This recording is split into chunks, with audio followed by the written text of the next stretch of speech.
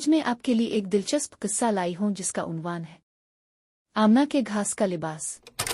एक गांव में एक छोटी सी बच्ची आमना अपने माँ बाप के साथ रहती थी। सोनी निहायत मासूम, शरारती और कुदरत से बेहद मोहब्बत करने वाली बच्ची थी।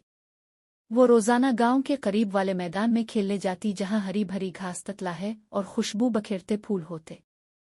एक दिन आमना ने अपनी माँ से कहा, माँ मैं भी घास जैसा सब्ज लिबास पहनना चाहती हूँ। माँ हंस पड़ी, घास जैसा लिबास वो क्यों? आमना ने मासूमियत से कहा कि मैं भी जमीन का हिस्सा बन जाऊं, जानवर मुझे दोस्त समझी और मैं ततलुहे के साथ खेल सकूं।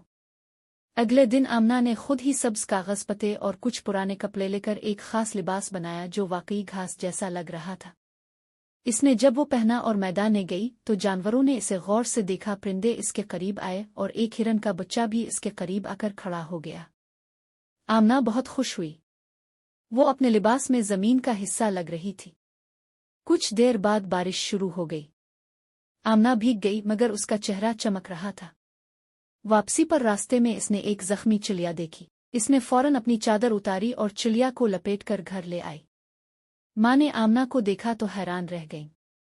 वो जानती थीं कि आमना ने सिर्फ लिबास नहीं पहना बल्कि मोहब्बत, हमदर्दी और कुदरत से रिश्ता भी जोड़ लिया था। इस कहानी से हमें ये सीखने को मिलता है कि कुदरत से मोहब्बत करना दिल को साफ और हसास बनाता है। सादा सी ख्वाहिश भी नेकी का सबब बन सकती है।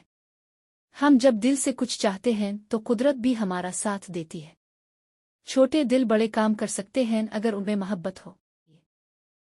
आमोज़ इस्लामी और मिज़ाहिया कहानियों के लिए हमारे चैनल को फॉलो करें, लाइक करें, कमेंट करें, शेयर करें और बेल आइकन को दबाना ना भूलें।